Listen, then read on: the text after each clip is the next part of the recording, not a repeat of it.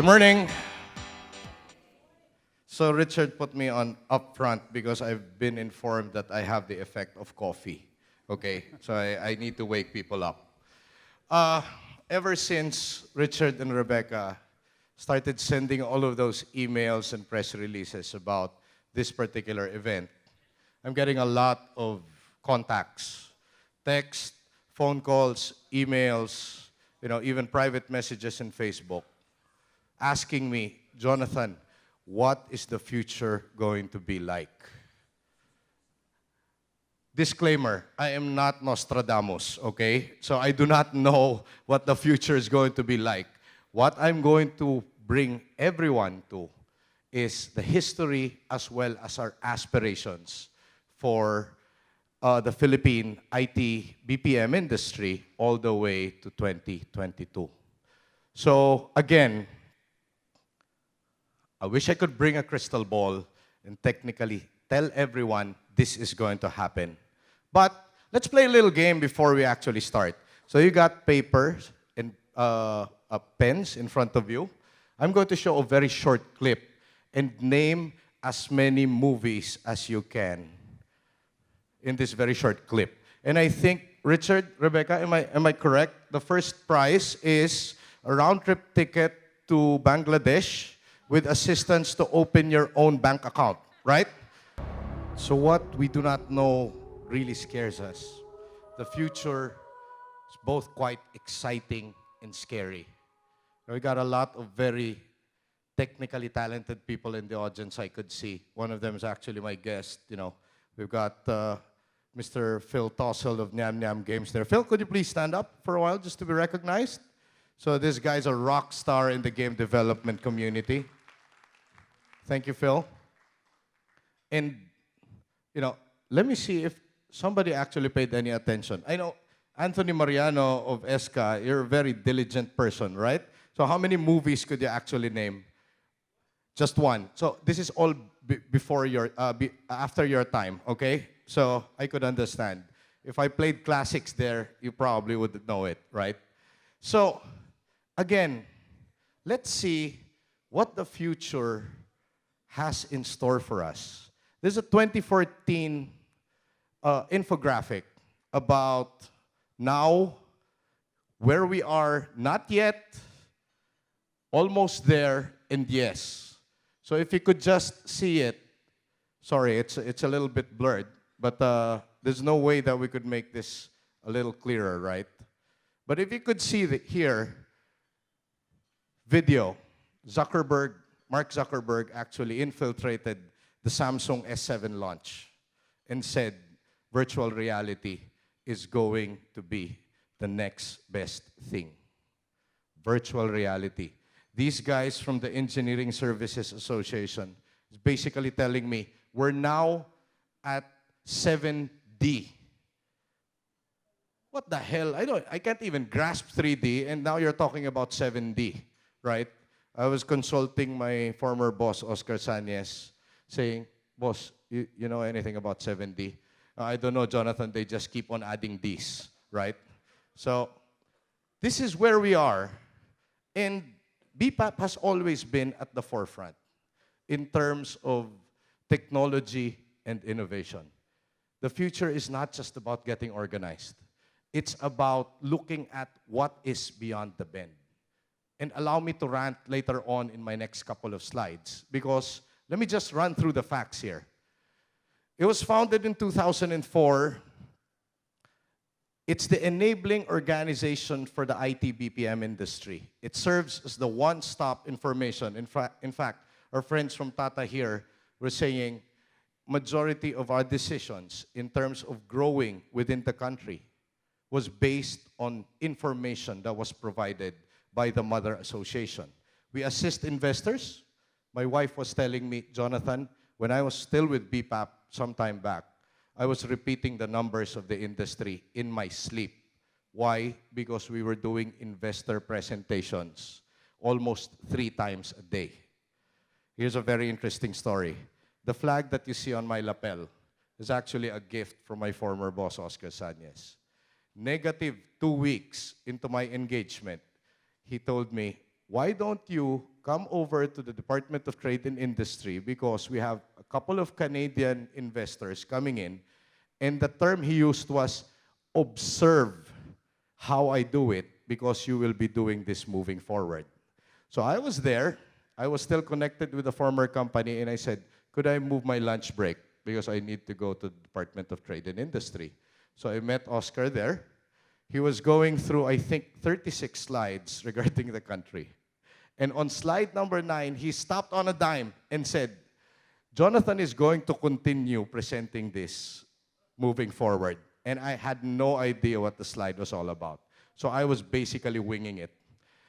This talks about talent, this talks about infrastructure, this talks about the business environment.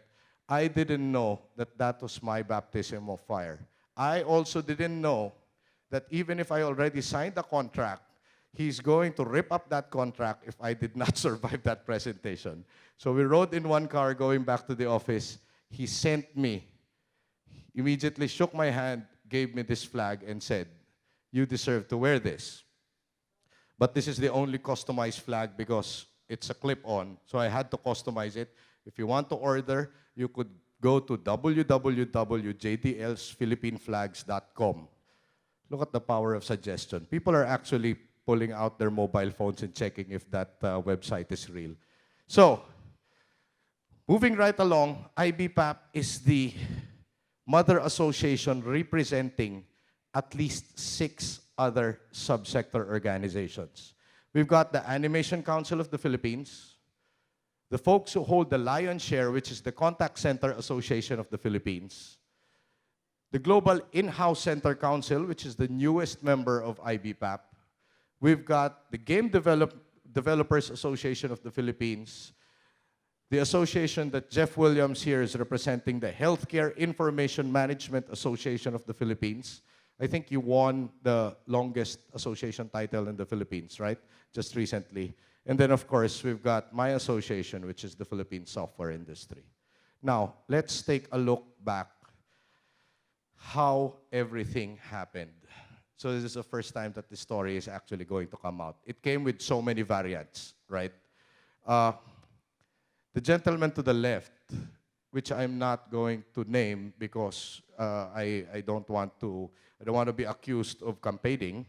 So he convinced then Bong Borja of EGS, NCO Group, who was the chair of an association called the Contact Center Federation. That was one of the earlier associations representing the call center industry. So he convinced Mr. Borja and Karen Batumbakal of QBE, why don't you change your charter and change it to the Business Processing Association of the Philippines so that you could have a larger scope? And while you're at it, why don't you convince the other sector associations to join as well? So it was during the time of Mr. Dan Reyes when this consortium or this group was actually formed. We had our first executive director, Mr. Frank Holtz, who I'm pretty sure is a good friend to all of you here, who was eventually replaced by Mr. Mitch Locsin, whose name has been mentioned a while ago. I didn't know that this was going to be a reunion of people replacing Mitch Locsin, because eventually I replaced Mitch Locsin with IBPAP, right? And Freddy Ayala, who was the new chair after Dan Reyes, hired the gentleman who we attribute majority of the success of the industry to, Mr. Oscar Sañez. He then recruited what is now known as Team 2010, because the roadmap was for 2010. So we've got Mitch Locsin handling industry affairs. We had, the lovely Kathy Eleto, who was handling government relations and marketing. We have Gigi Virata, who was handling research and information. And we had Jamea Garcia, who had a very huge task of handling talent development. So these 4 executive directors, the original Team 2010, together with Oscar Sañez, CEO and president of IBPAP then, was tasked to operationalize and realize the target. If I'm not mistaken, it's 10 in 2010. 10 million US dollars in 2010. And how many employees? 1 million employees. So, afterwards, Oka got replaced by Mr. Benedict Hernandez of Accenture and was eventually replaced by Jo Marie Mercado, who is the current CEO and president of IBPAP. This, forgive me for being a little bit sentimental about this, because when we were running the show then, nobody gave us any love. Nobody gave us any support. We were banging hard on podium saying, this is the next best thing. This country is ready for it. And this was during the time wherein it took you about 30 minutes to an hour to explain to your relatives what a call center is, right? I remember my grandmother I was working for Ambergris Solutions, which is TELUS now then. And I said, yeah, Grandma, I work for a call center. He said, a call center, what is that? No, we receive calls from North America, we take care of customer service, technical support. And I remember her asking, so if I call you, do I have to pay you? And so I have to draw, because I'm dyslexic, so I have to draw it in front of her and say, okay, this is how the business runs. So forgive me if I'm a little bit sentimental about this, because all the success that we're seeing now is more or less through the efforts of all the people on this particular slide. For some of them that are not here, it doesn't matter, but please, give them a big round of applause. So, what was the result? 2014 saw 18 billion US dollars. In fact, every time we get asked the question, why is the Philippine economy doing so well? And I would always answer back by saying, well, you know what? There's the overseas Filipino contract workers remittances. There's the BPO. Oh, and by the way, 67% of all ships, Eric, am I correct with my numbers? 67% of all ships are being manned by Filipinos. So if of all of these seafarers would go on strike, we're going to look at a total standstill when it comes to transportation and logistics. So this is what all of the industry stakeholders have produced. And if you look at how revenue is being distributed, contact centers, which amount to about 11.7 billion US dollars, still holds the lion's share of everything. The next biggest segment is actually in terms of IT, followed closely by the healthcare segment, which, if I'm not mistaken, grew about 127% from 2014 to 2015. So this is how the pie is sliced. It's the same story when it comes to headcount distribution. Probably everyone in this room would have someone working in the IT-BPM space. You probably have a nephew or a niece working in a contact center, a software developer, an animator, a game developer, a healthcare professional, and they all form part of this new industry. What is the ripple effect? In fact, this is one slide that we used when we were raising money for the industry. Am I correct, ORS? This is one of the most compelling slides to convince the likes of the first mover. The first people who actually signed the check was PLDT, saying, yes, we will support this. And rightfully so. Why? Because it has such a huge ripple effect in the economy. Who is actually working in Libis? Could I see a show of hands? Who's working in Libis? Libis is a very nice example of a particular venue adjusting to the needs of an industry. Majority of the offices of the restaurants there, they already have tint. Why? Because when you go out at 6 o'clock in the morning and you want to have a beer or two with your friends, it's very difficult to drink while the sun is up high. So they need to mimic midnight. If I'm not mistaken, the movie houses in Libis also at open at 6 o'clock in the morning. The only place in Metro Manila wherein movie houses are open that early. Why? We computed it at, if we are successful in our targets, we're going to be selling 1.7 billion Chicken Joy meals, 1 billion Big Macs, for housing, that's 90,000 middle-class houses. Majority of insurance companies, HMOs, even banks, they now have very special packages for people working in the IT-BPM sector. And rightfully so, this is what we've done for the economy. So, let's talk about GDP. Ever since 2013, we've already contributed about 6%. I just got a call from government the other week saying, hey, Jonathan, it seems that we're having issues when it comes to overseas contract Filipino remittances. Could you guys take up the slack? Could the IT-BPM actually take up the slack in terms of the gap? To which I professionally answered, anak ng Twitter naman, it's like ordering McDonald's, no? You just pick up the phone and say, hey, guys, could you pick up whatever we are losing? In fact, I don't believe that there's a decline in overseas Filipino contract workers' remittances. It's just that technology has changed, and the OFWs have found a better way of remitting money going back in. And everybody else who's trying to look at that and record that is playing catch up in terms of how the hell do we now measure this?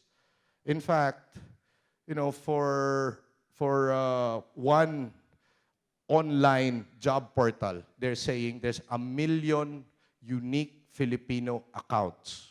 So the term OFW is now being rebranded as online Filipino worker.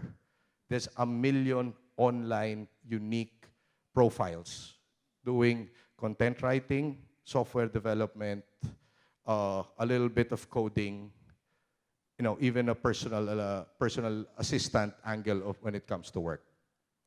Moving right along, this is the key global markets. 77% are still North America facing. We've got about 9% for Europe, 5% is Japan, and about 9% is Australia and New Zealand. For all the Aussies and the Kiwis in the room right now, you guys, we love you. Why? Because you've got better, you have a better time schedule than our North American clients. So, especially if you're working for an Aussie account, work at 6 o'clock in the morning Philippine time till about 4, that's fine. That's what we call gimmick schedule, right? The moment we go out of work, you could immediately go to the mall. So, despite all of the success, look at the slice when it comes to IT. It's embarrassing. I can't even wear the flag with pride because despite $2.1 billion US dollars for IT, we are still 2% of the global market. 2%. So there's nowhere to go but up. Second, when it comes to services and products, there's very little IP that is coming out of the Philippines. So majority are still in love with services. It's nice. It pays the bills. It employs a lot of people. But look at how much are just focusing on Philippine tech products. It's just about 5%, while 15% are doing blended. So that's the story. So now we've gone through a trip down memory lane. What does the future hold for us? There are already 2 roadmaps. Roadmap 2010, of which I was part of, and it was done by McKinsey, and then Roadmap 2016, which is going to end this year, which was created by Everest. Now, why is it that the next roadmap is going to be named Roadmap 2022? And for those of you who are thinking about this, it coincides with the term of the Philippine president, right? Who's our president 2010? I forgot already. You know, they're very, I think it was Gloria Macapagal Arroyo. And then we have President Noy Noy for 2016. And for 2022, I'm not going to predict who's going to win, okay? I will leave that to Rappler. I think Rappler has done a very good job in predicting who the next president is. So the IT-BPM roadmaps, if you plot it against the timelines, it's quite interesting to note that during the 80s and 90s, without a roadmap, there was already some activity in terms of the IT-BPM space. Post-Asian crisis of 92 to 2002, there were already some semblance of organization with the subsectors already being organized. MITIAPI is the former HIMAP, which is the healthcare information space. And then by 2003, 2006, that was the time that we were really searching for directions. And mind you, outsourcing found the Philippines, and it's not the other way around. We were just ready for this opportunity. We had a very strong cultural affinity with the West. We're a very subservient culture, and every time I get asked that question, how do you configure a country to have that kind of mindset? The answer is easy, right? You know the answer, Anthony. Right? 300 years under the Spaniards, 50 years under the Americans, a handful of years under the Japanese makes you a very subservient culture. And that's why we are just so ready for this. And then the fact that we actually speak very good English. So as we were interviewing and qualifying partners for Roadmap 22, and we're talking about the who's who in the consulting business, me, Kathy Eleto, David Lichu, Lito Tayag of Accenture, Benedict Hernandez of Accenture, Dan Reyes of Genpact Headstrong, we were amazed at, the kind of gap that we have to jump. Here we are talking about, industry academe partnerships and strengthening it and producing the talent that we need to grow an industry when things are already changing while we were sleeping. So we came up with a framework, and this is the framework that we're looking at now. Contact center, healthcare management, IT, animation and game development, the global in-house centers, as well as growth areas. Why are we tackling the future like this? Because we could no longer afford to play catch up. It is this nation's time to shine. Rather than being contented with what trickles down in servicing those requirements, the Philippines has to be ahead of the pack, or at least try to be. And there will be doubters. We're no strangers to doubters because 2000, 2001, when we were preaching the good news of IT-BPM, nobody was listening anyway. So me, together with the stakeholders of the industry, are pretty much aware that we will be facing challenges. But there are challenges that cut across all the segments, such as infrastructure, not to put our good friends from the telcos inside the room on the spot, but it's been all over the news. Talent development, I've been spending a great amount of time, an insane amount of time with the academic institutions, telling them, do not give us graduates. Give us people who could think on their feet. Because right now, the requirements, even for an entry-level position, is somewhat of a C-level competency already. That is what scares us. Next, we've got legislative, regulatory, and compliance requirements. Last week, I was with the DTI together with Senator Bam Aquino, with Yusek Noya Terrado, and our secretary. And we were talking about maybe government should step back a little bit. How did Silicon Valley grow? Those were the questions that we were asking ourselves. Is lack of regulation actually good for industry growth? Then there is the next wave locations, because it took me about an hour and a half via the Skyway to come over here, and I left at 6 o'clock. Amazing, right? For those of you who are taking a flight, even NAIA has its own sets of traffic now. So good luck to you. The impact of emerging technologies as well as the multiplier effect. In turn, it is going to affect how IBPAP is going to be structured. The Roadmap 2022 should be launching by the 12th of September this year. And hopefully the new president, whoever he or she is going to buy into this because we really need government support in order to make this work. This is how complex the roadmap activity is going to be. A lot of consultations with the academe, a lot of consultations with the industry shareholders, those who develop talent, those who provide the infrastructure, the real estate sector. Everybody has to go inside one room again, settle differences, and move forward.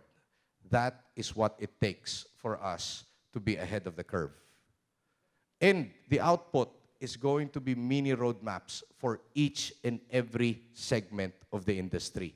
An animation roadmap, contact center roadmap, a game development roadmap, and so on and so forth. This is the first time that this particular slide has ever been shown outside of the IBPAP boardroom. And let's look at technology. Everybody's talking about big data analytics. Nobody knows what it is, right? Cloud, mobility, robotic process automation, Internet of Things, the collaboration. We need to now look at it from a very granular level, both quantitative and qualitative. And it can't be a roadmap that is 50,000 feet in the air anymore. For the emerging technologies, we're looking at now considering engineering services outsourcing, headed by Doc. Could you please stand up to be recognized? So for those of you who are interested, you may approach him later on. And Anthony Mariano, please stand up to be recognized. Could you please shine some light over to Anthony because I don't think we could see him that well. Thank you. And there is already an online, an online learning organization that is happening. It is brewing as we speak. A digital future requires a digital workforce. There's no denying the fact that every segment of the IT-BPM industry is powered by technology and innovation. So, what are the skills for the future? Sense-making, social intelligence, novel and adaptive thinking, new media literacy, transdisciplinarity, some of the things that we haven't even heard of. We're still in the English, attention to detail, logical reasoning, correct? We're now talking about these skill sets. What does it take for us to produce the talent to meet these criteria? Some of the lessons from the past, and this has been the envy of every IT-BPM nation or those who want to establish themselves as one. They're saying, why is it that in the Philippines, you snap your finger, everybody that I need to talk to is in the same room? And I guess we have to thank IBPAP for that particular approach and structure. Unselfishness and dedication of the industry leaders. There's always a single united front. The other day, I was meeting with, no shit, his name is Bruce Lee, right? Technology, technology brought him from the dead. He's from Cheetah Mobile. And I was doing it on behalf of the Game Development Association. These GDAP guys, they will do the same for me. There are several times that Jeff Williams and I exchange slides and present it to somebody else. And that is a single united front. Every time that you hit somebody from the industry, you hit everybody else. There's the industry-academe collaboration, and I have to give credit also to the public-private partnership, specifically the former CICT, which is now the ICTO under DOST, and then the Board of Investments under the Department of Trade. They've been excellent partners in pushing the needle. But there has to be more. What is now the issue? What did not work? There's no PPP. Wait a minute. I just said in a former slide that That's one of the positive things. I'm talking about a different PPP here. We're talking about Philippine pure play or Philippine providers. There's not much. All the big brands in the world, they're here. They're operating within the jurisdiction of the Philippines. But when could we recognize our own Tata, our own Cognizant? It's very difficult. Just coming over here, there's a new startup called Hey Kuya that was just purchased by Yes Boss of Indonesia. So again, yeah, those are the names of the new apps right now. Hey Kuya, Yes Boss, etc. You know, there's one guy over there at the back who is a good friend who basically is the founder of Caliber. Those are some of the things that we need to put up in order to have some significance in this industry. So, the roadmap ahead requires consolidation, cooperation, and calibration, not just within the industry players, but in the entire stakeholder universe. And I'm going to use this for, I beg the indulgence of my British friends in the room. Paul, sorry. But I'm going to use, one statement in a movie by my drinking partner, Mel Gibson. He was basically saying, why? Why is it impossible? You're so concerned with squabbling from the scraps from Longshank's table that you've missed your God-given right to something better. What am I saying? I'm saying we are so contented with just and enamored with just purely the services sector that we forget as a nation we need to put our stake into this. That's the only way that we will really be significant in the global IT-BPM atmosphere. So, it's our time. It's time for a digital Philippines. Maraming salamat po. Mabuhay ang Pilipinas.